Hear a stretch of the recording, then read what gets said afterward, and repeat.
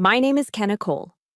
At 33 years old, I'm a paratrooper, a single mother, and I am standing on the edge of desperation.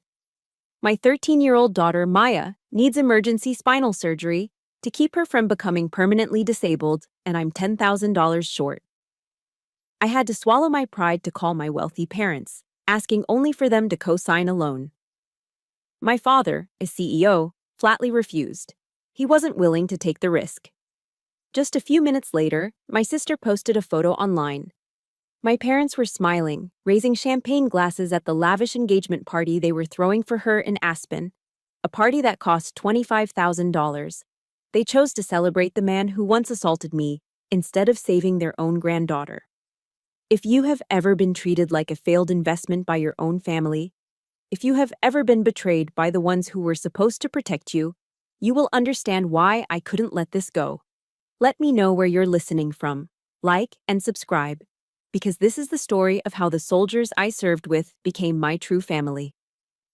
The call ended, but I didn't move. I kept the phone pressed to my ear, listening to the dial tone. A long, flat, infinite sound that felt like a final mockery. It buzzed in the hollow space my father's voice had just occupied. I didn't cry. The tears, they wouldn't come.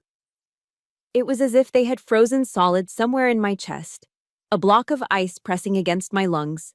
I just sat there, motionless on a hard plastic chair in the hallway of Womack Army Medical Center. The wall in front of me was a dull, sterile beige, the kind of color designed to be forgotten. All the sounds of the hospital, the distant beep of a machine, the squeak of a nurse's shoes on the linoleum, the low murmur of conversations I couldn't understand, faded into a dull roar. The only thing I could hear, the only thing that was real, was the echo of my father's words, looping endlessly in my mind. Not willing to take the risk. It wasn't a rejection. A rejection is something you can argue with, something you can recover from. No, this was different. This was a verdict. A judgment handed down from on high, declaring that my daughter and I were not worth the slightest inconvenience. We were a bad investment, a liability. Our value had been calculated, and we had been found wanting. My training as a soldier, as a staff sergeant in the 82nd Airborne, had taught me to compartmentalize, to assess a threat and act. But this wasn't a firefight. This was a slow, quiet bleed-out in a beige hallway, and the wound had been inflicted by my own blood. But then, a flicker of something primal and desperate sparked inside me. The last act of a daughter. My thumb, moving on its own, scrolled through my contacts. It stopped on a name I'd known my entire life. Mom. I pressed the button. In that moment, a small, foolish part of me still believed.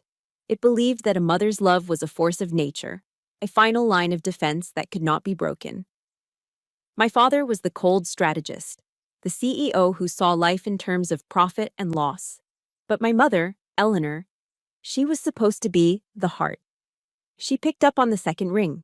Her voice was a hushed whisper, as if she were afraid of being overheard. Kenna. I couldn't form a request. The words wouldn't come. I didn't ask for money. I didn't plead. I just asked the one question that mattered, the question a child asks when the world no longer makes sense. Mom. Why? The silence on the other end of the line was the loudest sound I had ever heard. It stretched for an eternity, thick with everything she wasn't saying. I could hear her faint, shallow breathing. I could picture her standing in a luxurious, wood-paneled room in that Aspen ski lodge, clutching her phone, her eyes darting around to make sure my father wasn't listening. Then her voice came back, trembling but resolute. Final. Preston knows what's best for the family, dear. Don't make this any harder than it has to be. And then she was gone. That was the kill shot. Not my father's cold cruelty, but my mother's weak, terrified obedience. Her choice to stand with him, to protect the fragile, glittering illusion of their family over the flesh and blood reality of her own granddaughter. That was the knife that cut deeper than any other. That was the true betrayal. As if on cue, my phone screen lit up. A notification. A new post from my sister, Serafina. My thumb tapped it before my brain could protest. And there it was. Aspen. It wasn't just a party, it was a declaration. A message sent across 1,000 miles. My parents, Preston and Eleanor, stood in the center, beaming. They were flanked by my sister and her fiancé, Damien. My father's hand was on Damien's shoulder, a gesture of proud ownership. My mother's arm was wrapped around Sarah's waist. They formed a perfect, impenetrable circle of protection. Their smiles weren't just happy, they were defiant, a clear statement to the world and to me. This is our family. These are the people we protect. I zoomed in on my mother's face. I was looking for a sign, any sign of regret, of coercion. There was none. Her smile was radiant, genuine. She wasn't a hostage, she was happy to be there. My grandmother, a woman of deep faith, used to read me a verse from the Psalms when I was a child. It came back to me then, not as a comfort, but as a bitter confirmation of fact. When my father and my mother forsake me, then the Lord will take me up. I never understood the desolation in those words until that moment. I took a deep breath. The cold, antiseptic air of the hospital filled my lungs, and for the first time, it felt clean. It felt pure. I opened my phone's contact list. My finger, trembling slightly, hovered over the name Mom. I pressed down on the delete button until the confirmation popped up, and then I pressed again until the name that had defined my existence vanished forever. Then I scrolled to Dad. Delete. I didn't do it in a fit of rage. I didn't scream or curse. I did it with the calm, chilling precision of a soldier amputating a gangrenous limb to save the rest of the body. I was executing a mission. My mission was Maya, and on this mission, there was no room for traitors. Deleting those names from my phone wasn't an impulse. It was a final, necessary field, dressing on a wound that had been festering for a long time. The initial injury, the one that broke the bone and tore the muscle, had happened a year earlier. It happened on Thanksgiving. I remember the feeling of unease as I walked through the oversized double doors of my parents' home in Myers Park, Charlotte. The house always felt more like a corporate headquarters than a place where a family lived. The air was thick with the rich, comforting smells of my mother's truffle-stuffed turkey and spiced pumpkin pie. But the warmth stopped at my nostrils. The atmosphere itself was cold, meticulously arranged, and utterly sterile. I was in my dress blues, the uniform a stark contrast to the soft cashmere and tailored suits of the other guests. My mother had insisted I wear it. People should see what our daughter does, she'd said. But I knew the truth. I wasn't their daughter. I was an exhibit. A strange, martial curiosity they could display to prove their family had a certain kind of diversity. I was a conversation piece. The true center of their universe that day was my sister, Sarah, and her then-fiancé, Damien Vance. He stood by the marble fireplace, a Rolex glinting on his wrist, a glass of expensive single-malt whiskey in his hand, holding court. He pontificated about stock trades and market volatility with a smug grin that never reached his eyes. My father, Preston, stood beside him, beaming, clapping him on the shoulder with a look of genuine pride I hadn't seen directed at me since I was a child. I felt like an alien who had landed in the middle of a perfectly staged play. My mother drifted past, her smile as tight as the pearls around her neck. "Smile, dear," she whispered, her voice a gentle command. "We have guests." The polite fiction held for about an hour. Then the whiskey started to do its work on Damien. He turned his attention to me, his gaze sweeping over my uniform with open disdain. "So, Staff Sergeant," he began, his voice loud enough for the whole room to hear. "Kill any bad guys today? Or were you just busy polishing weapons on my tax dollars?" A sudden, sharp silence fell over the dining room. Sarah let out a nervous little giggle. My father cleared his throat, a non-committal sound that meant, "I will not intervene." Years of training kicked in. You don't react. You don't show emotion. You control the engagement. I kept my voice level, calm, almost conversational. "At least the money I earn comes from sweat and honor, not from manipulating the market, Damien." It was like striking a match in a room full of gas fumes. His face went from a smug pink to a blotchy, furious red. The mask of civility shattered. He shot up from his chair, knocking it backward onto the Persian rug. "What the hell would a grunt like you know about anything?" he screamed, spittle flying from his lips. Before I could even brace myself, he lunged across the small space that separated us. It wasn't a sloppy, drunken swing. It was fast and brutally efficient. His fist connected with my side, right on the floating ribs. A hot, blinding flash of pain exploded in my torso, stealing my breath and buckling my knees. I crumpled to the floor, the world narrowing to a pinprick of agony. But the punch wasn't the worst part. The worst part was what happened next. My father, Preston, moved instantly. But he didn't move toward me. He rushed to Damien, grabbing his arms, restraining him. "Calm down, son," he said, his voice firm but placating. "It's not worth it." My mother, Eleanor, scurried to my side. But she didn't kneel down to help me. She didn't ask if I was okay. She grabbed my arm and pulled me to my feet, half dragging me out of the room. Her only concern was hiding the evidence, removing the ugly disruption from her perfect party. The next thing I knew, I was in the cavernous kitchen, leaning against a stainless steel counter. My mother pressed a bag of frozen peas against my throbbing side, her hands trembling. And that's where they held my trial. My father stood in the doorway, arms crossed, refusing to look me in the eye. His voice was cold, devoid of any concern, filled only with the clipped annoyance of a CEO handling a PR crisis. "Damien is a part of this family now," he stated, as if reading from a legal document. "You shouldn't have provoked him. You know he has a temper." Sarah appeared behind him, her face a mask of theatrical tears. "You ruined Thanksgiving," she wailed, her voice rising. "You always do this. You always have to make everything about you." I looked from my father's stony face to my sister's performative grief, to my mother, who was staring intently at the floor as if memorizing the pattern of the tiles. In the Army, we have a sacred principle: the chain of command. It's a structure of accountability. If there's a problem, you report it up the chain, and you trust that those in charge will address it with integrity. But in my family, the chain of command was hopelessly broken. The very people who were supposed to be in charge, the ones who were supposed to protect their own, were the source of the injustice. They were the enemy command. Then my father delivered the final verdict. The sentence.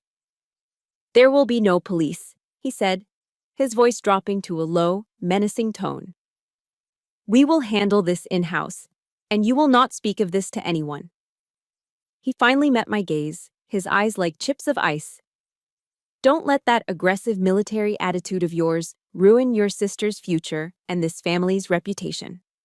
My father's words, that aggressive military attitude, he meant them as an insult, a dismissal. He couldn't understand that this attitude was the only thing holding me together. It was the bedrock, the foundation of the fortress of solitude I had built around myself and my daughter. It was the only reason I could function. My days in Fayetteville, North Carolina, were a study in gray monotony, a silent testament to that discipline. They started at 0430 hours, long before the sun even considered rising over the pine forests. The only sound was the shrill digital beep of my alarm clock. There was no one there to nudge me awake, no gentle kiss on the forehead, just the beep and the cold floorboards under my feet. I'd slip out of bed, careful not to wake Maya, my movements practiced and silent. By 0500, I was on the field for PT, physical training. I'd run my 5 miles in the damp, chilly air, my breath pluming in front of me. My muscles ached with a familiar, deep burn, but my mind was heavier. I'd look at the other soldiers running beside me, their faces set with determination. We were all tired, all pushing through the pain. But they were part of a larger machine, their fatigue in service of a shared mission. My burden, the one that truly weighed me down, was invisible. It was a private war, fought in the quiet moments between formations and drills. After the run, I'd race back to our small 2-bedroom rental apartment just off post. I'd shower, get dressed, and then begin the morning ballet of a single parent. Pack Maya's lunch. Make sure her homework was in her backpack. A quick breakfast of cereal and milk, eaten in a near-mechanical silence. All of it had to be done on a timeline as rigid as any mission brief. After dropping Maya at the middle school bus stop, my next battle began. It was a fight waged not on a battlefield, but in a drab, fluorescent-lit office. I went to the Army Emergency Relief Headquarters on post, a place I'd only ever heard about. The AER is there to help soldiers in crisis. It's a safety net, or so I thought. I sat across from a civilian employee, a tired-looking woman with glasses perched on her nose. She listened to my story with a practiced, detached sympathy. I explained Maya's condition, the urgency of the surgery, the $10,000 shortfall. She nodded, typed on her computer, and then explained the rules. "Staff Sergeant, we understand your situation, and we're very sorry for what your daughter is going through," she said, her tone flat.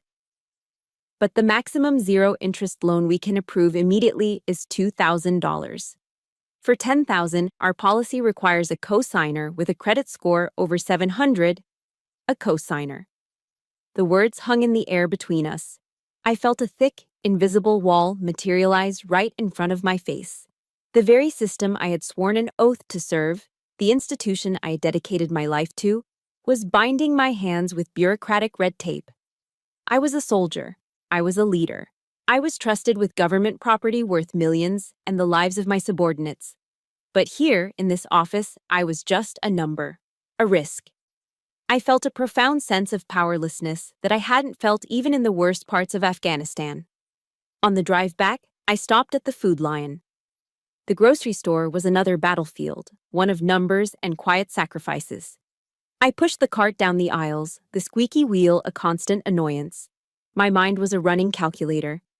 I'd pick up the box of Cinnamon Toast Crunch that Maya loved, hesitate, and then put it back on the shelf, grabbing the cheaper store-brand version instead. I'd walk past the beef, opting for the less expensive chicken thighs. Every item was a choice, a small surrender. Standing in the checkout line, I saw another family ahead of me. The husband was in his uniform, a young specialist. His wife was with him, and their two little kids were happily chattering in the cart, which was piled high with groceries. Name-brand snacks, soda, a little birthday cake in a plastic box. They looked happy, carefree. A wave of bitter self-pity washed over me, so sharp it almost made me gasp. I was a soldier too. I served too. I sacrificed too. So why did I have to fight this war all by myself?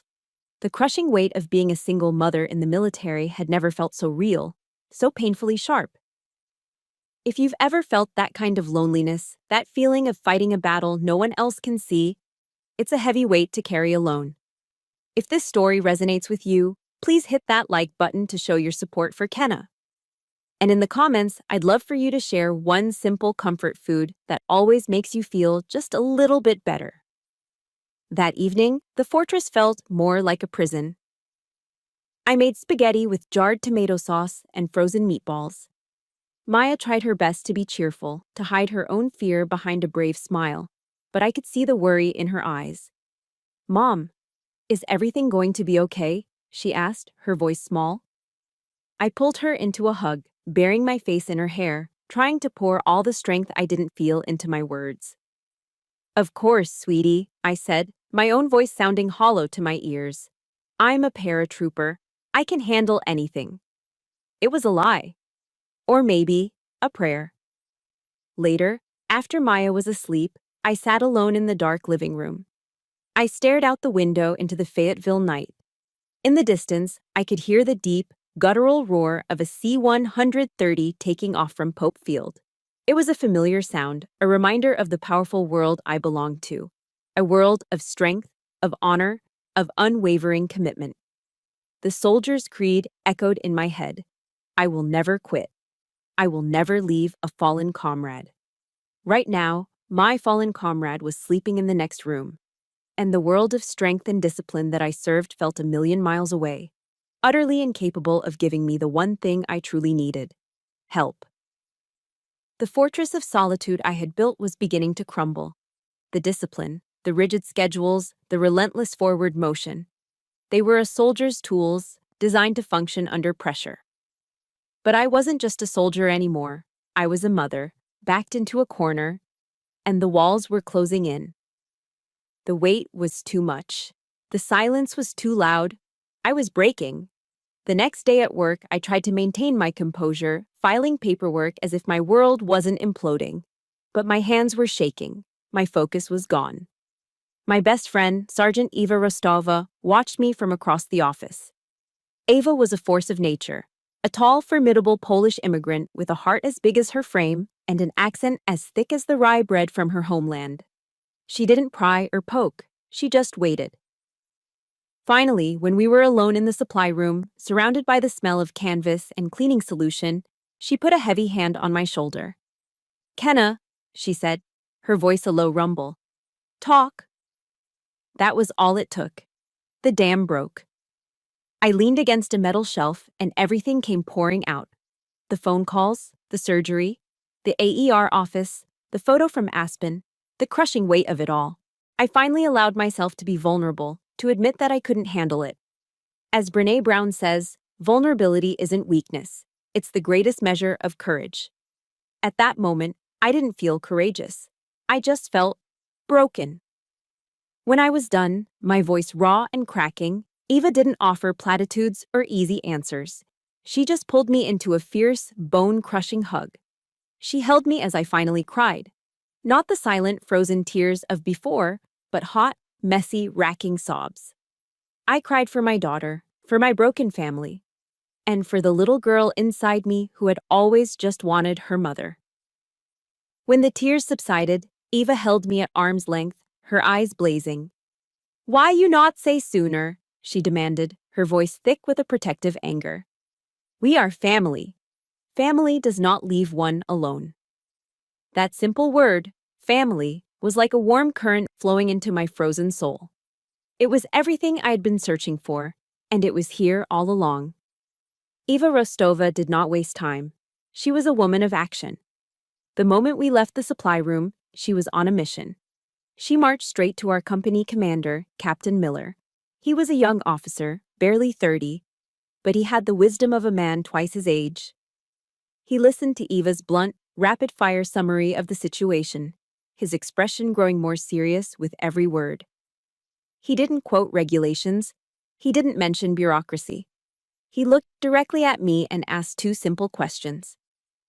"Staff Sergeant Cole, how much do you need, and when do you need it?" His response was so direct, so free of the institutional nonsense I'd just faced, that it almost brought me to tears again. When he heard the full story, he didn't hesitate. He picked up his phone and made a call to the hospital director, Colonel Marcus Thorne, letting him know the situation. Meanwhile, Eva was already tapping away on her phone, creating a group chat with the NCOs in our unit, laying out the problem in a few short, powerful sentences. The spirit of the 82nd Airborne, the unspoken creed of "no one left behind," was activated. The massive, often impersonal machine of the U.S. Army, which had seemed so indifferent just hours before, suddenly pivoted. It became nimble, personal, and profoundly human. Within hours, it felt like the entire community of Fort Bragg was mobilizing.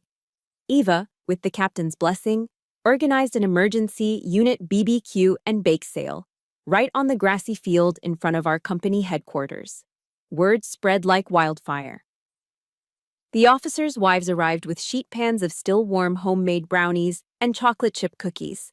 The unit's first sergeant, a man known for his intimidating scowl, manned the grill himself, flipping burgers with fierce concentration.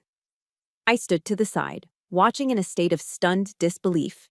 Young privates, kids making a few $100s a month, came up to the donation jar and stuffed in $5 bills, $10 bills, whatever they could spare. A retired command sergeant major I didn't even know, who had heard the story through the grapevine, drove on to post and found Eva. He handed her a plain white envelope. Inside was $500 in cash. "The unit did the same for me back in '98, was all he said before tipping his hat and driving away. These people who shared no blood with me were giving pieces of their own lives, their time, their money, their hearts, to save my daughter. They weren't doing it for recognition. They were doing it because I was one of them. I was family." By the end of the day, the collection jar was overflowing. We counted it up. It was nearly $9,000. So close, but still just short. My heart sank for a moment, but then a new resolve hardened within me. I knew what I had to do. I went home and walked to the small wooden footlocker at the end of my bed. I opened it. Inside, nestled in velvet lining, was my collection of challenge coins. In the military, these coins are everything. They aren't just metal, they're memories. Each one is a story, a mission, a piece of your career, of your soul. There was the coin from the 82nd Airborne Division, the one from my first tour in Iraq, another from a joint training exercise in Germany. They were my history, my proof that I had been somewhere and done something that mattered. Without a second thought, I scooped them all into a bag. I drove to a military pawn shop just outside the gate, a place soldiers go when they're in a tight spot. I walked in, emptied the bag onto the counter, and sold my past. As I walked out of that shop with the last bit of cash I needed, I didn't feel a sense of loss. I didn't feel sad. I felt a profound sense of peace. I had traded my history for my daughter's future. It was the easiest deal I had ever made. I walked out of the Womack Army Medical Center finance office with a piece of paper in my hand. It was just a receipt, a simple confirmation of payment in full, but it felt as heavy and as significant as a medal. For the first time in weeks, I could take a full, deep breath. The knot of cold dread that had been sitting in my stomach finally began to dissolve. Maya's surgery was officially scheduled for Monday morning. We had made it. I stood in the parking lot under the warm North Carolina sun, a genuine feeling of hope returning to me like blood to a numb limb. I immediately called Eva. "We did it," I said, my voice thick with emotion. "I just paid it. Eva, everyone, you saved her."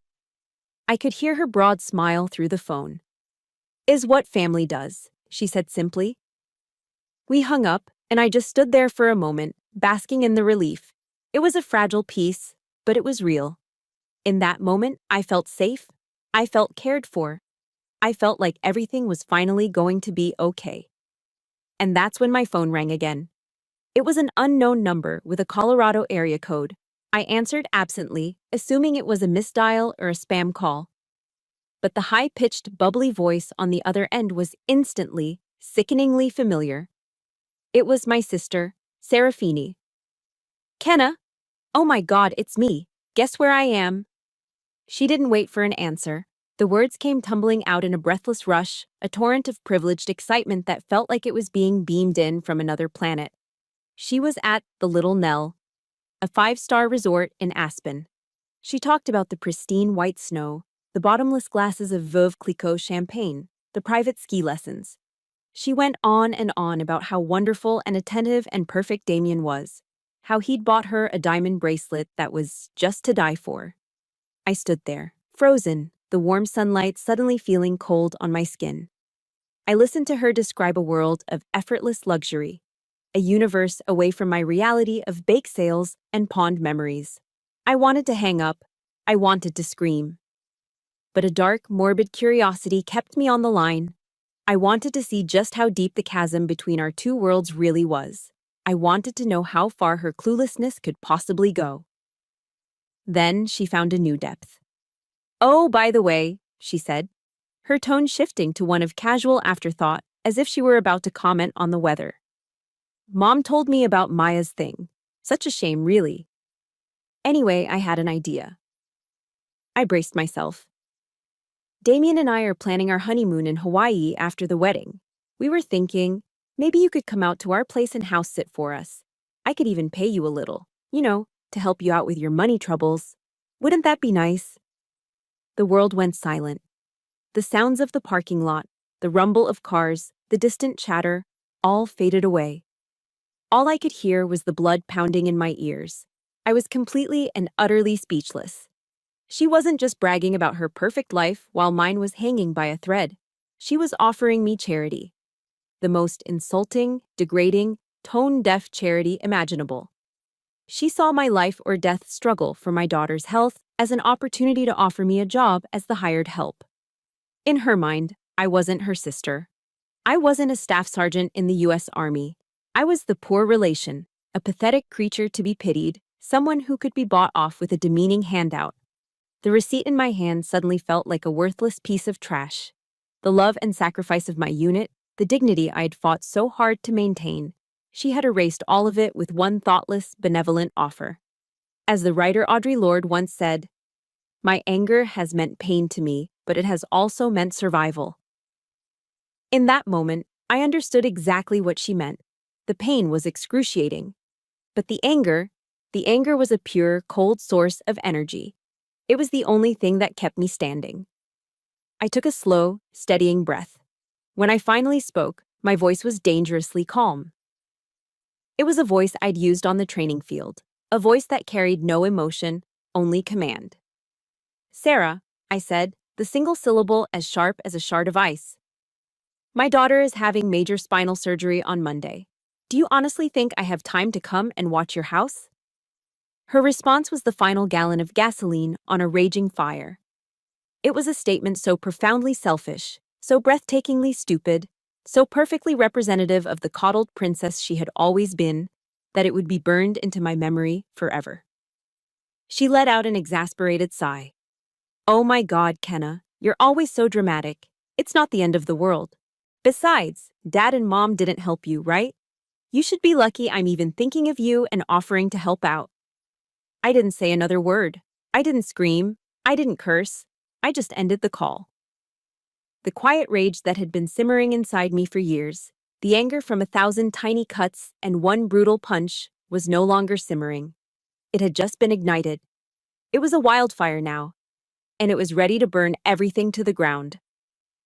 After I hung up on my sister, I didn't throw my phone. I didn't scream. I didn't punch the wall. The wildfire of rage inside me didn't manifest in noise or violence. It condensed. It cooled. It became something dense and heavy, a terrifying calm that settled deep in my bones.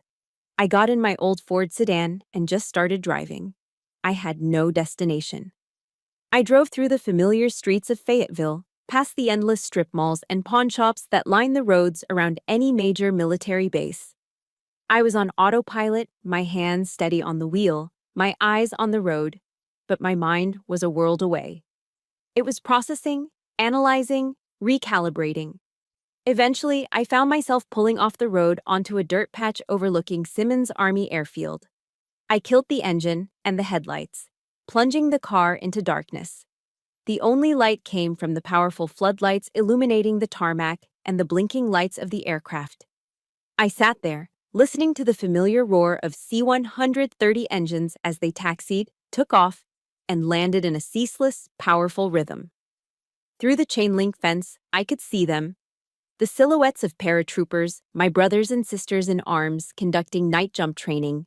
They were moving with purpose, with discipline. I have spent my entire adult life learning to control my emotions. In the Army, you learn to compartmentalize. You take fear, anger, and pain, and you pack them into a small, tight box in the back of your mind. You learn to function in spite of them. You learn to turn that raw energy into fuel for the mission. And tonight, I was going to use every bit of that training for a mission of my own. A bitter truth crystallized in my mind as I watched the planes ascend into the black sky. For years, I had tried to keep my two worlds separate. There was Staff Sergeant Cole, the paratrooper, the NCO. And then there was Kenna Cole, the daughter, the sister. I endured the dysfunction and casual cruelty of my family because I told myself it wasn't a real fight. It was just family. I was wrong, so profoundly, fundamentally wrong.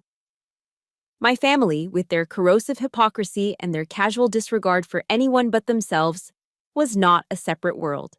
They were an enemy force, and an enemy must be confronted. Preston, Eleanor, Sarah, and especially Damien, they hadn't just hurt me. They were a threat. They represented everything I had sworn an oath to fight against when I first put on this uniform. The rot of corruption, the abuse of power, the belief that money and status put you above decency and the law. My silence hadn't kept the peace. It had enabled them. It had been a form of cowardice. That's when the mission parameters became clear. My weapon would not be a rifle. My weapon would be the truth. My battlefield would not be some dusty village in a foreign country. My battlefield would be the very system my father, Preston Cole, had built his empire on and worshipped like a god. I knew better than most that his company, Parkside Medical, was a major defense contractor. And with those lucrative government contracts came a mountain of rules. They were held to an incredibly high standard of ethical conduct and security protocols. Their leadership, the CEO, his family, his close associates like Damien, had to be clean. They had to be beyond reproach. And I knew, with absolute certainty, that they were not clean. Covering up a violent assault, coercing a non-commissioned officer to remain silent to protect the family's reputation, that wasn't just unethical. In the world of defense contracts, that was a security risk. It was a character flaw that could compromise a company trusted with the health and safety of American soldiers. My father had built his castle on a foundation of lies, and I was about to light a match. General George S. Patton once said, "Accept the challenges so that you can feel the exhilaration of victory." The crisis with Maya had been a challenge I had to accept to save her life. This was a challenge I would choose, so I could finally feel the exhilaration of victory over the people who had tried to reduce me to nothing. I watched one last C-130 lumber down the runway, its engines screaming as it lifted into the darkness. I saw the green lights inside, the signal for the jumpers to stand and hook up. They were about to leap into the void, trusting their training, their equipment, and the person next to them. They were brave. It was time for me to be brave too. Under the faint glow of the airfield lights, I made a silent vow. I will not be silent anymore. I will not protect them from the consequences of their own actions. I will not allow them to harm anyone else. I will use the very system they revere to hold them accountable. That was the moment the switch flipped. The anger was no longer a fire, it was forged into the cold, hard steel of a mission objective. If you've ever reached that point, that moment of absolute clarity where you decided enough is enough, hit the like button and stand with me. I want to know what your battle song is. Let me know I'm not alone in this fight by commenting below with the name of the one song that makes you feel unstoppable. For example, Survivor by Destiny's Child. I started the car. I drove back to my apartment not with rage, but with purpose. I walked inside, the silence of the small apartment a comfort now, not a burden. I went to my desk and pulled out my government-issued laptop. It was a rugged, ugly piece of equipment built for function, not form. Just like me. I opened it. The screen flickered to life, bathing my face in a pale blue glow. My fingers found the keyboard. The real war had just begun. The war room was my 10 by 10 foot living room, and my theater of operations was the glowing screen of my government-issued laptop. There were no maps on the wall, no fellow soldiers to strategize with. There was only the low hum of the computer and the cold, clear purpose that now filled the space where anger and grief had been. My first action was to establish a secure perimeter. I created a new encrypted file, buried it deep within the laptop's directory, and gave it a name: Operation Cole. This wasn't about family anymore. This was a mission, and I would approach it with the same precision and detachment I would any other. I began assembling my intelligence, my ammunition. I created a document, a timeline. I started with Thanksgiving of last year, November 24th. I documented the time of the incident, the exact venomous words Damien had spat at me, and my response. I detailed the assault, the sudden, brutal impact to my ribs. Most importantly, I chronicled the aftermath, the words of my own family that cut deeper than any physical blow. My father's chilling declaration, "Damien is part of this family. You shouldn't have provoked him." His final command, "There will be no police. We will handle this in-house." Each word was a piece of evidence, a nail in the coffin of their integrity. I scrolled through my phone, my thumb moving with a steady, robotic calm. I found the Instagram post from Sarah, the one from the night my world fell apart. I took a high-resolution screenshot. My parents, flanking Sarah and Damien in Aspen, their champagne glasses raised in a toast. The date stamp, the location tag, the gleeful caption. It was all there. A perfect, damning portrait of their priorities. Next, I dug into my email archive. I searched for Parkside Medical and Contract. It didn't take long to find them. Years' worth of emails from my father, forwarded to my government address with a kind of smug pride. Announcements of new contracts with the Department of Defense, press releases boasting about their partnerships. And then I found the one that made my blood run cold. It was an internal newsletter from last spring, proudly announcing Parkside Medical's renewed contract to supply critical medical equipment to several military hospitals. The first one on the list was Womack Army Medical Center. My hospital. The place where my daughter's future hung in the balance. They weren't just my family. They were a link in the supply chain that was supposed to support me, to support my comrades. And they were rotten to the core. Each piece of evidence wasn't just a personal grievance, it was a data point in a larger picture of profound ethical failure. But I knew I couldn't act on emotion alone. I needed to confirm my strategy. The next morning, I requested a brief meeting with a captain in the JAG Corps I'd worked with before, a sharp, by-the-book officer I trusted. I didn't give him my story, I gave him a scenario. Captain, I began, keeping my voice level and professional. Hypothetically, let's say a soldier becomes aware that a key member of a defense contractor's leadership was involved in a violent assault, and that the company's CEO actively covered it up, including pressuring a service member to stay silent. Does that soldier have a responsibility to report it? He didn't even blink. He looked at me, his expression firm.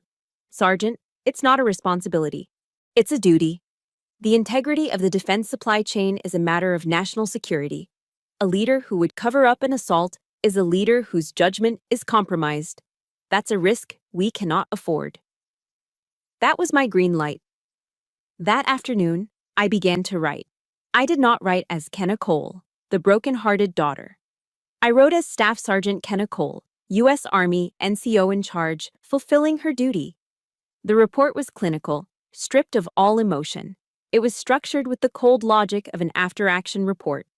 Subject: Report of ethical and security concerns regarding defense contractor Parkside Medical. Contractor name: Parkside Medical Inc. Seats, Charlotte, North Carolina. Leadership personnel. Implicated: Preston Cole, CEO. Damian Vance, fiancé of board member's daughter and close business associate. Incident summary. On November 24th of last year, Mr. Vance physically assaulted the undersigned service member. The incident was witnessed by Mr. Cole, who subsequently used his position of familial authority to suppress the reporting of the incident to law enforcement, citing concerns for family and company reputation. Potential risk assessment. The leadership's demonstrated willingness to conceal a violent crime and coerce a service member indicates a significant character and ethics failure. This lack of integrity presents a potential security risk, compromising the trustworthiness of a contractor responsible for providing critical supplies to U.S. military personnel. I read it over, then I read it again. It was all there. The facts laid out like bones on a table. I navigated to the Department of Defense hotline website, the official anonymous portal for reporting waste, fraud, and abuse. I uploaded my meticulously crafted report. My finger hovered over the submit button. For a fleeting second, I paused. My eyes fell on the small framed photo on my desk. It was of Maya, taken last summer, a wide, gap-toothed grin on her face. This wasn't about revenge. I knew that now. Revenge is a hot, messy emotion. This was cold and clean. This was about protection. It was about protecting her future from the poison of that family. It was about protecting every soldier who relied on a system that was only as strong as the integrity of the people within it. The warrior ethos, the creed I lived by, echoed in my head. I will never accept defeat. I will never quit. I had not quit on my daughter, and I would not quit on this. I took a deep breath, the sterile air of my apartment filling my lungs, and I clicked the button. There was no sound, no explosion, just a small quiet line of text that appeared on the screen. Your report has been received. But I knew with every fiber of my being that I had just armed a time bomb and placed it at the very foundation of my father's world. The time bomb I had planted didn't go off with a bang. It started with a whisper. 2 weeks after Maya's surgery, life had found a new, quiet rhythm. She was recovering beautifully, the resilience of a 13-year-old on full display, already graduating from the walker to crutches with a determined look on her face. Her complaints about the physical therapy exercises were getting louder, and her negotiations for more screen time were becoming more sophisticated. These were the sounds of healing, the sounds of normalcy. For the first time in months, I felt the tight, relentless knot of dread in my stomach begin to loosen its grip. The world, for a brief moment, felt stable. I was on my lunch break at the battalion headquarters, methodically working my way through a sad desk salad, scrolling through my phone when I saw it. It was a small article on the website of the Charlotte Business Journal, a publication my father used to leave on our marble kitchen island as if it were scripture. The headline was innocuous enough, buried halfway down the page. Local defense contractor Parkside Medical faces federal review. My heart didn't pound. My hands didn't shake as I held the plastic fork. I just took a slow sip of the bitter, burnt coffee from the office machine and read. The article was vague, professionally cautious, citing anonymous sources about an internal ethics investigation into the conduct of senior leadership. There were no names, no specifics, no mention of assaults or family drama. It was just a ripple on the surface of a very large pond, a small tremor before the earthquake. I didn't feel a surge of victory. I didn't feel glee or the hot rush of revenge. I felt inevitability. It was a cold, clean feeling, like watching a distant demolition you know is scheduled to happen. In the military, we have a principle called economy of force. You don't need to launch a massive frontal assault to win a war. Sometimes all it takes is applying precise, overwhelming pressure to a single, critical weak point. The gears of a great and impartial machine, a machine far bigger than my family's influence, were beginning to turn, set in motion by a single, anonymous report. I closed the browser, tossed my empty salad container in the trash, and went back to work. The machine was running. All I had to do now was wait.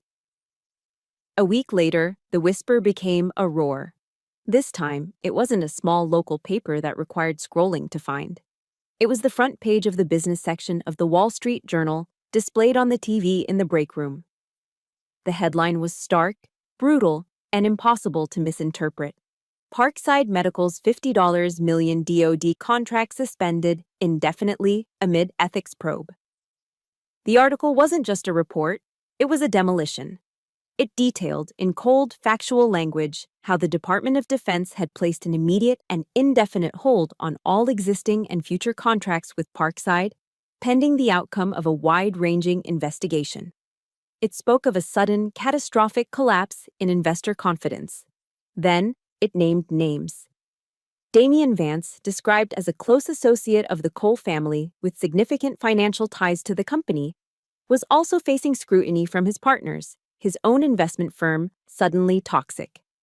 The reporters had dug deeper than I ever could. The investigation, which they confirmed started with a single tip to the DoD hotline, had apparently unearthed more than just the cover-up of an assault. It had uncovered a pattern of what the paper delicately called ethical lapses and questionable business practices, hinting at nepotism and conflicts of interest.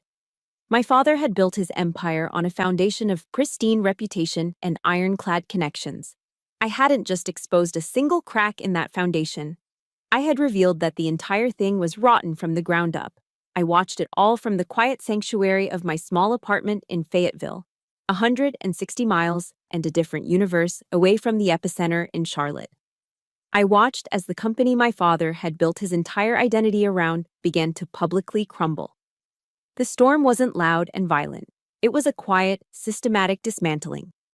It was the cold, inescapable logic of consequence. Then the phone rang. The shrill sound cutting through the silence. The caller ID simply said, Preston Cole. I stared at the name, my father's name, and felt nothing but a profound stillness. I let it ring twice, a small act of reclaiming power. Then I took a deep, steadying breath and answered. The voice that came through the speaker was not the one I knew. It wasn't the calm, condescending baritone of the CEO who had dismissed my life's work. It was the raw, ragged snarl of a cornered animal, laced with a panic I had never heard before. "What did you do?" he screamed, his voice cracking. "What in God's name did you do?" I remained silent, holding the phone slightly away from my ear, letting him empty the chamber. "You've ruined us. Everything. Decades of work, our name, our standing in this city. You've destroyed this family. You destroyed me." "For what? Because you couldn't get a little loan? Are you that pathetic? That spiteful?" He was ranting now, a torrent of accusations and insults, a desperate attempt to find purchase on a cliff face that was crumbling beneath his feet. I listened patiently, the way you listen to an incoming artillery barrage from a safe bunker. You don't argue with it, you just wait for the explosions to stop. When he finally paused, gasping for breath, I spoke. My voice was quiet, level, and utterly calm. "I didn't do anything." "Don't you lie to me," he roared, his voice ragged. "They said it was an anonymous tip from a service member. It had to be you." "I didn't do anything to you, Dad," I repeated, my tone unchanging, clinical. "I just told the truth. The consequences you're facing right now are the result of your choices, and Damien's choices." I let a beat of silence hang in the air, a silence more powerful than any shout before I delivered the final, precise strike. "You were the one who always taught me to be accountable for my actions. Remember?" There was a sudden, choked silence on the other end of the line. It was as if I'd reached through the phone and slapped him. He had been ready for my tears, for my anger, for a fight he could understand. He was not ready for his own logic being turned back on him like a weapon. He was not ready for the calm, disciplined soldier he had always despised. He stammered a series of broken, incoherent sounds, trying to find another accusation, another threat, but the words wouldn't come. He had no ammunition left. I hadn't attacked him. I had simply held up a mirror, and the reflection had destroyed him. Finally, all he could manage was a guttural, defeated roar of pure frustration. And then, the line went dead. I slowly lowered the phone and placed it on the counter. There was no shaking, no adrenaline, just a profound, quiet stillness. The silent storm had passed, and I, for the first time in my entire life, was the one left standing. After the storm comes the quiet. But it wasn't a peaceful quiet. It was the heavy, humming silence of aftershock, a landscape forever changed. The world of the Cole family, as I had known it, had been leveled. Now I had to walk through the ruins and decide what, if anything, was worth salvaging from the ashes. I found myself thinking of the Serenity Prayer, a simple plea my grandmother used to recite. "God, grant me the serenity to accept the things I cannot change, the courage to change the things I can, and the wisdom to know the difference." I could not change my family, but I could, for the first time, change the terms of my engagement with them. The first attempt at contact came a week after my father's phone call. It wasn't a call or a text. It was a thick, cream-colored envelope forwarded to me at the base from a prestigious Charlotte law firm. The letter inside was cold and formal, requesting a private meeting with my mother, Eleanor. They were communicating through lawyers now. The family was officially a legal dispute.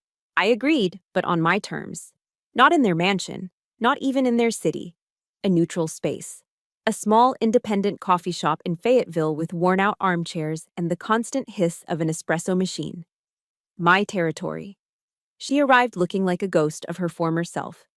The perfect blonde coif was slightly disheveled, and the designer clothes hung loosely on a frame that seemed to have shrunk. She looked 10 years older. She sat across from me, wringing her hands, avoiding my eyes. She didn't apologize for her silence, for her complicity. She didn't ask about Maya. She got straight to the point, her voice a fragile whisper. "Kenna, your father, the company, it's all he has. You have to retract your statement. Tell them it was a misunderstanding." She finally looked at me, her eyes pleading. "It's our family's legacy, Kenna." I looked at this woman, my mother, and felt a profound, aching sadness. She was still trying to save the house after it had already burned to the ground. "My legacy is Maya," I said, my voice quiet but firm. My legacy is a daughter who knows her mother will protect her, no matter the cost. I've chosen my legacy, Mom. I took a sip of my coffee, letting the words settle between us. So have you. The next attempt came from my father.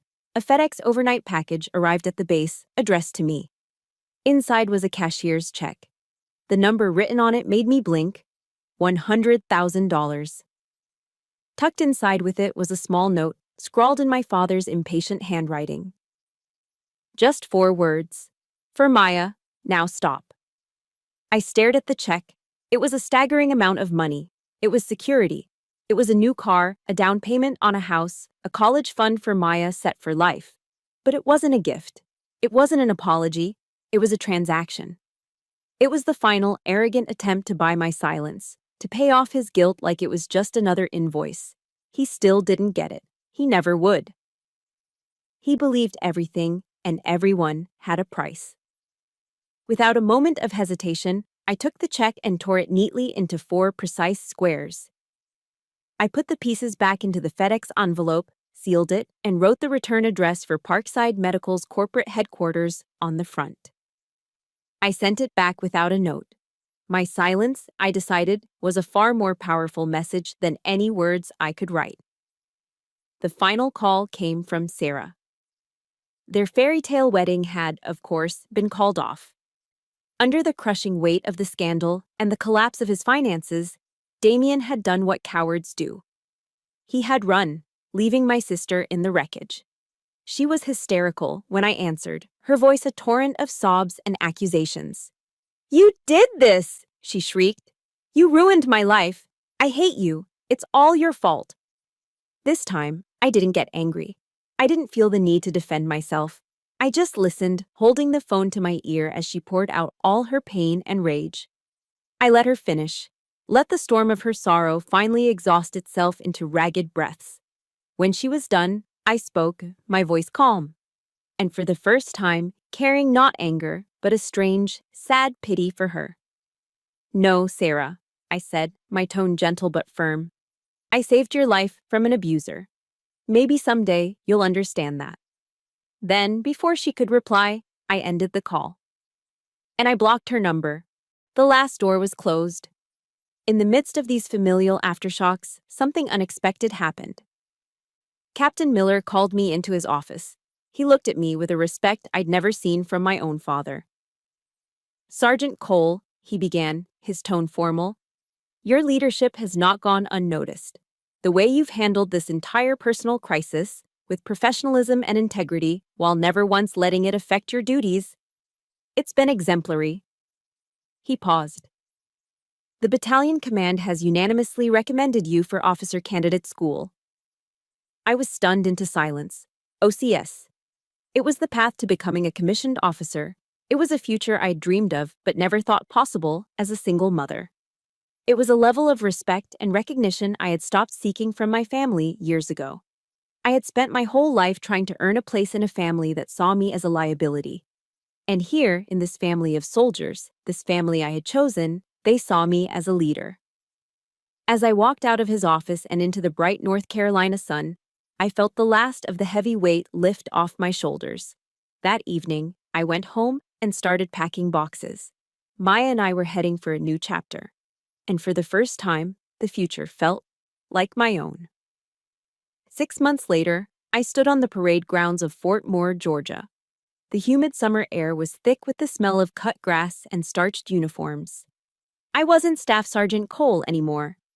The uniform I wore was new, the fabric crisp, and on the shoulders were the single, gleaming gold bars of a second lieutenant. The officer candidate school graduation ceremony was a blur of precision drills, shouted commands, and speeches about leadership and honor.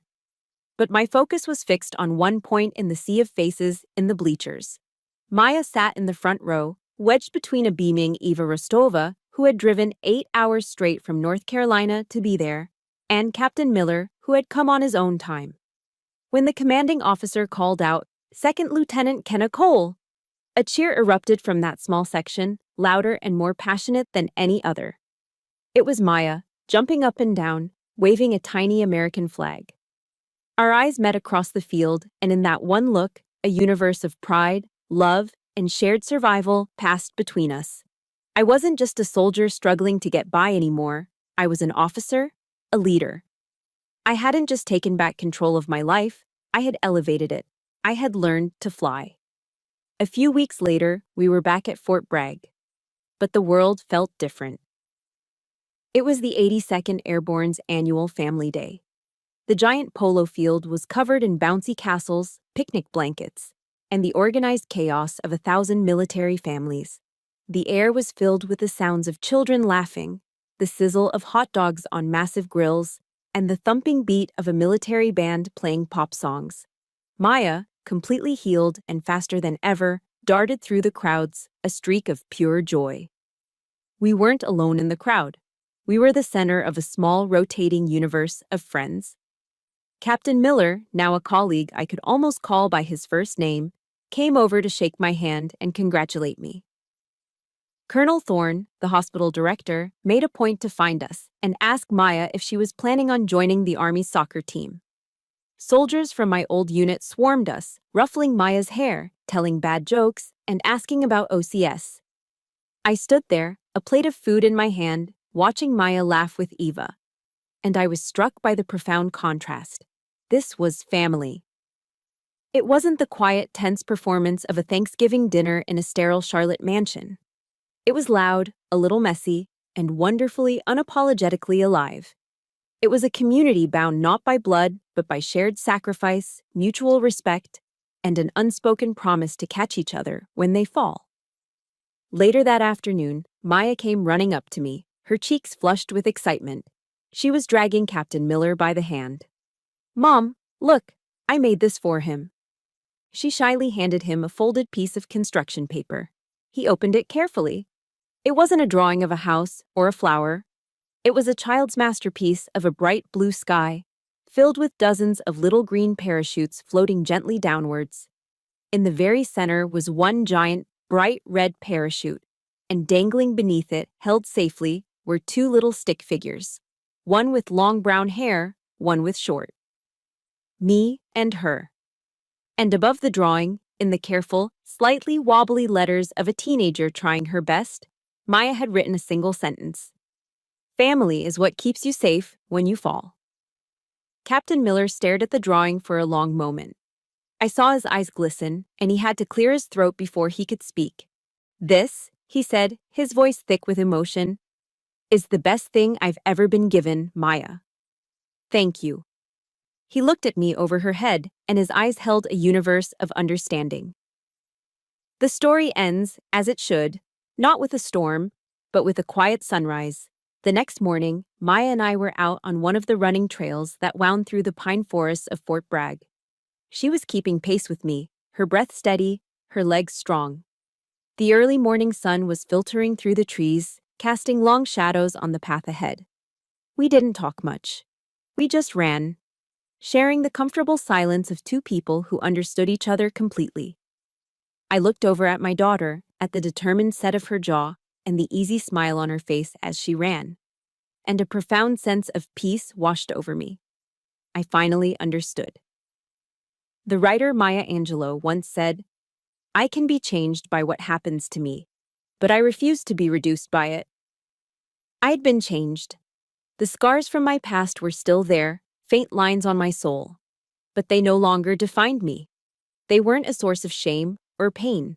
They were a map. They were a reminder of the battles I'd fought and the strength I never knew I possessed. I had won. I had won the only fights that ever truly mattered. I had saved my daughter. I had found my real family. I had reclaimed my honor. The past was a closed book, and the future. The future was an open sky, vast and blue, and waiting for me. And so my story finds its sunrise. I wanted to share this journey with you because I know I'm not the only one who has had to build their own family from the ashes of the old one. Thank you for walking this path with me. If my story has resonated with you, your support means everything. Please like this story and subscribe for more tales of resilience and finding strength. And in the comments below, I would be honored if you shared the name of just one person who is part of your chosen family.